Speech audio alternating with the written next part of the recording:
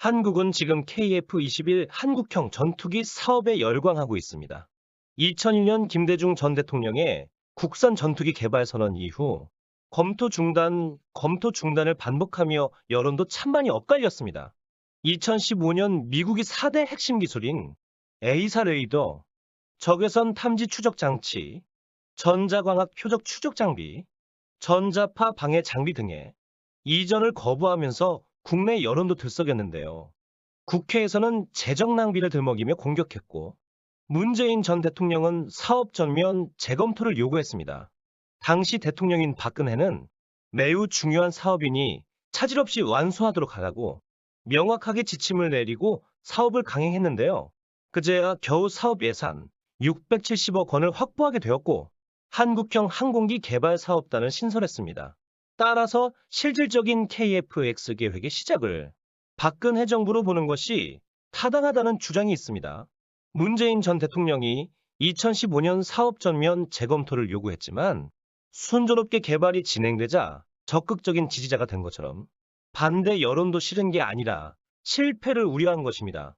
무기 개발사를 살펴보면 수많은 실패 없이 개발된 무기는 존재하지 않습니다.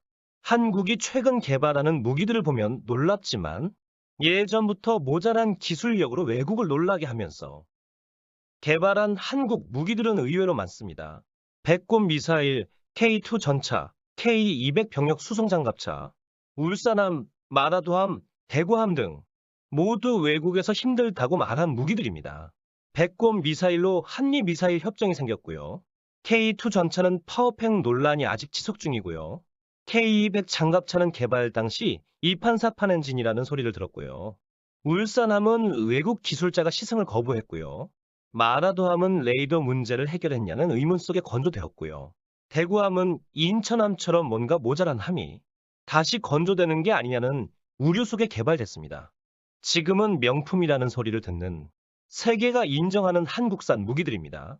이제까지 순조로웠고 앞으로도 순조롭게 개발되기를 바라지만 혹시 문제가 발생해도 따뜻하게 KF-21을 봐주기 바라면서 밉게 보면 잡초 아닌 풀이 없고 이쁘게 보면 꽃 아닌 사람 없다는 말로 시작합니다. KF-21에서 가장 이슈가 되는 건 역시 전투기 가격의 15에서 20%를 차지하는 엔진인데요. 일부에서는 자체 개발에 대해 회의적인 반응입니다. 전투기 엔진 시장은 세계 업체가 75% 이상 독차지하고 있는데요. 100년 이상 상상하기 힘든 자본을 투자해 기술 표준을 만든 회사들입니다. 44년의 개발 끝에 KF-21과 동급인 엔진을 개발한 일본이 세계 시장에서 명함도 내밀지 못하고 있습니다. 추월은 고사하고 추격도 쉽지 않은 상황인데요. 한국이 엔진을 개발하는 동안에도 격차가 벌어질 것입니다. 따라서 엄청난 자금이 투입되고 오랜 시간이 걸리며 개발 실패 부담이 있고 시장 진입 장벽이 높은 엔진 개발은 돈만 잡아먹는 하마가 될 것이라는 주장입니다. 맞습니다. 엔진 개발을 단순히 경제적인 관점에서만 본다면 경제성이 희박한 것이 맞습니다. 하지만 엔진 개발은 정치적, 군사적 가치가 큽니다. T-50을 우즈베키스탄에 수출하려던 때 미국이 영향력을 행사해 4억 달러 규모의 수출이 무산됐는데요. 10년 후에는 KF-21의 블록2의 양산이 끝나고 블록3인 스텔스기 개발이 시작될 것으로 전망되는데요. 스텔스기의 해외 수출을 위해 서도 엔진 개발은 필요합니다. 블록2까지는 어쩔 수 없다고 하지만 스텔스기로 예상되는 블록3는 미국의 제약을 벗어나야 합니다. 한국의 수출 예상 국가는 중동, 동남아시아, 남미인데요.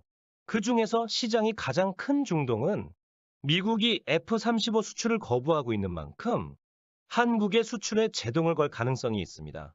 장기적인 KF-21의 진화를 위해서 수출돼야 하고 미국의 제약에 걸리지 않기 위해 엔진은 개발해야 합니다. 요소수 사건에서 보았듯 세계는 점점 자국 중심의 공급망을 재편하고 있습니다. 요소수는 진입 장벽이 낮아 해결이 가능했지만 첨단 장비는 단기간 해결이 불가능합니다. 따라서 핵심 기술들은 경제성을 떠나 개발해야 합니다. 게다가 전투기 외에 선박, 헬기에도 사용할 수 있으니 활용 방안을 넓히면 이득이 될 수도 있습니다. 한국이 1만 파운드급 엔진을 개발하는데 10에서 15년을 예상하고 있는데요. 일본이 44년이 걸렸다는 선례를 볼 때 한국 기술력이 그만큼 발전해 있다는 말입니다. KF-21 엔진은 지가 개발한 F414인데요. 1993년 개발 완료됐는데 개량형은 지금도 개발 중입니다. 개발한 지 거의 30년이 지났는데 말이죠. 새로운 엔진 개발은 그리 쉽게 빨리 되지 않습니다. 라팔 전투기 엔진과 동급으로 여겨지는 F-50의 F404 엔진은 1978년 개발돼 아직도 무난하다는 평을 받습니다. 따라서 엔진 개발만 성공한다면 오래오래 써먹을 수 있습니다. 하나 에어로스페이스는 엔진 통합 개발을 주도하고 있습니다. 엔진 개발은 창정비, 조립 생산, 면허 생산, 독자 연구 개발에 4단계를 거치면서 발전하게 되는데요. 하나는 제공호 F-15K, KF-16T50, KT-1 수륜 엔진을 면허 생산하면서 전투기 엔진 개발 기술을 습득해 왔습니다.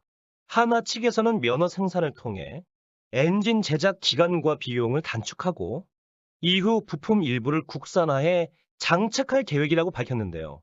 공식적으로 설계도만 있으면 뭐든 만들 수 있다고 합니다. 엔진을 설계할 기술은 없는 게 아닌가 의문이 생기는데요. 하나 측 관계자에 따르면 3대 메이저 회사들과 항공기 엔진 개발, 생산, 사후 서비스를 하는 국제 공동 개발 프로그램 계약을 체결하고 있어 당장이라도 고성능 전투기 엔진 개발이 가능하다고 합니다. 다만 개발비, 생산 설비 등에 투입되는 투자금 회수가 불투명하고 고객사가 경쟁사가 되면 일감을 잃어버리게 됩니다. 따라서 이득보다 손실이 많아 국산화하지 않는다고 주장합니다. 손실 보전을 해준다면 개발할 수 있다는 말인데요. 2022년 1월 산업통상자원부 장관은 첨단 엔진 개발을 적극 검토하고 있다고 밝히며 자본과 기술 진입 장벽은 높지만 성공 시 장기적으로 안정된 수익이 보장되고 양질의 일자리를 창출할 수 있다며 육성을 위해 최선을 다할 것이라 말했습니다. 정부의 자본적 보조와 하나의 기술력이면 조건은 다 갖춰진 것 같습니다. 하나는 스텔스 무인기인 가오리 X의 엔진을 개발하고 있는데요. 5,500파운드급 터보팬 엔진으로 알려져 있습니다. 2020년 국방과학연구소는 스텔스 무인기를 개발 중이며 약 70% 기술 수준에 도달했다고 밝혔는데요. 2022년 6월 14일 대한항공은 차세대 스텔스 무인기 개발센터를 개설하고 가오리 X2 개발을 시작했습니다. 가오리 X1 개발이 완료됐으니 2를 개발하겠죠. 따라서 5,500파운드급 엔진 개발은 성공한 것으로 보입니다. 5,500파운드급 엔진은 1,050파운드급 엔진인 해성 미사일의 SS-760K 엔진을 기초로 2013에서 2018년 개발했는데요. 2018년 개발은 완료됐지만 실증기 제작 및 검토에 4년의 시간이 걸린 것으로 보입니다. 가오리 X1은 마하 0.5 이하 최대 3시간 비행이 가능한데요.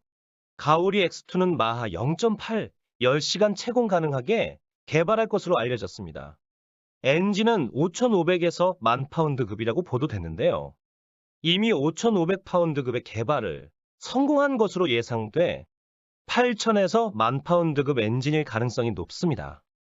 전문가들은 5,500파운드 엔진을 바탕으로 애프트 버너를 장착해 최대 8,000파운드급 엔진을 개발할 것으로 예상하고 있습니다. 2020년 산업자원통상부와 방위사업청은 국방과학연구소에서 미래 국방무인기용 고성능 터보팬 엔진 개발을 위한 업무 협약을 체결했는데요. 2025년까지 예산 880억 원을 집중 지원하기로 했습니다. 5,500파운드면 KF-21의 22,000파운드에 비해 턱없이 낮아 보이는데요.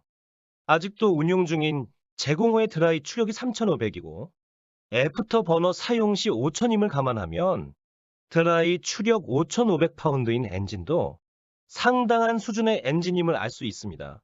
그리고 최종 목표인 글로벌 호크 무인기의 최대 추력이 7,600임을 감안하면 무인기 엔진에 있어서 세계 최정상급에 도달해 있음을 알 수 있습니다. 드라이 추력은 애프트 버너를 사용하지 않은 추력이고 웨트 추력은 애프트 버너를 사용한 추력입니다. 참고로 터키가 자랑하는 무인기 바일 학타르의 엔진은 모닝과 아반떼 중간 수준의 엔진입니다. 미국은 스텔스 무인기를 호위 전투기 없이 단독 작전을 수행할 수 있게 개발하고 있습니다. 따라서 한국이 개발하는 가오리 X2도 미국의 개발 방향과 같이 단독 작전이 가능할 것으로 예상됩니다. 방위사업청이 공개한 영상에서 KF-21 가오리 X가 호위하는 모습이 공개됐는데요.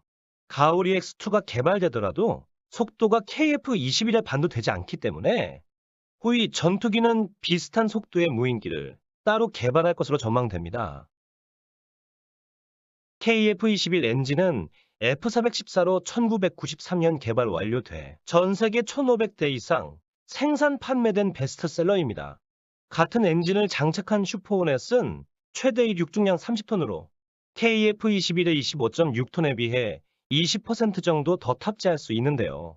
엔진 문제가 아닌 전투기 형상과 소프트웨어 때문입니다. 따라서 앞으로 성능이 향상될 가능성이 높은데요. 소프트웨어 최강국인 한국이 진심으로 개발하는 전투기인 만큼 KF-21의 지속적인 성능 향상이 기대됩니다. F414 엔진은 동급 엔진 중 가장 크고 무겁고 도입과도 상대적으로 높은 편인데요. 운용 수명이 길고 안정적인 유지 보수가 가능하며 지속적인 개량 사업이 진행되고 있는 이점이 있습니다. 일부에서는 F414의 개량형인 F414 EP를 장착하는 것이 미래를 위해 더 나은 선택이 아니었나 의문을 가지는데요.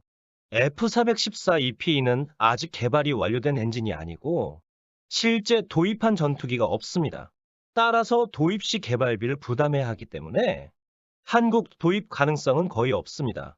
F414 엔진은 F50, F404 엔진의 파생형으로 출력이 35% 향상된 엔진인데요. 구조가 매우 유사한 것으로 알려졌습니다.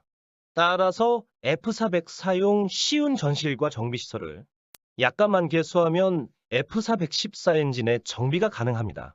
또한 F404 정비사가 기본 교육만으로 F414를 정비할 수 있어 공군 측에서 매우 좋아하고 있습니다.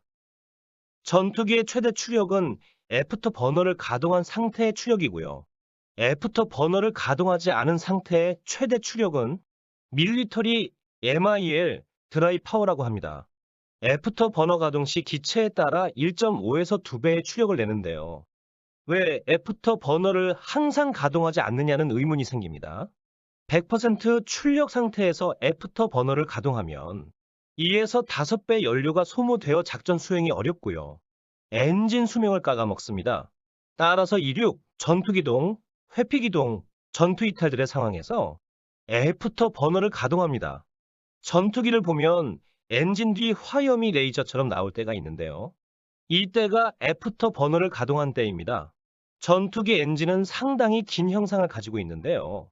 반 이상이 애프터 버너 때문입니다. 애프터 버너는 파이프 같은 빈 공간을 가지는데요. 1차 연소된 공기에 남은 산소를 이용해 2차 연소를 시키는 공간입니다. 저는 한국이 전투기 엔진을 개발하기 바라는데요. 여러분들의 생각은 어떠신가요? 시청해주셔서 감사합니다. 구독과 좋아요는 저에게 힘이 됩니다.